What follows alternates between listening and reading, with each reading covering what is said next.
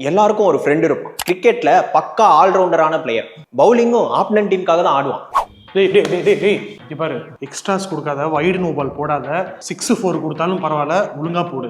இது வந்து ஒரு ஸ்ட்ராட்டஜி, மைண்ட் கேம் ஆடுறோம். அடுத்து என்ன ஆகுது மட்டும் பாரு. டேய், ஆல்ரெடி ஓவர் முடியல 40 ரன் கொடுத்துட்ட, இன்னும் 3 பால் இருக்கு, ஒழுங்கா மொத்த ஓவர முடி. நீ மாப்ள அவுட் ஸ்விங் போடுறேன். டேய், அவுட் ஸ்விங் சொல்லிட்டு வைடு தான்டா போடுற, நீ பிச்சு குழந்தைனால போடுற, ஓவர முடிடா, 3 பால் இருக்குடா, இன்னும் டைசன் முடி போ. சரி, all the best, all the best. அதே மாதிரி பேட்டிங்கும் அவன் ஆப்பனன்ட் டீமுக்காக தான் ஆடுவான். என்ன பண்ற? 5 ஓவர் மேட்ச் டொக்க வச்சு ஆடிட்டு இருக்க, அடிடால அவுட் ஆச்சு ஆகுடா.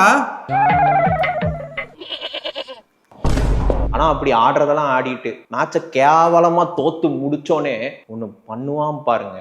Guys, cricket is a team sport guys. நான் மட்டும் எப்படி டீமுக்காக கடைசி வரைக்கும் நின்று ஆடுறேன்?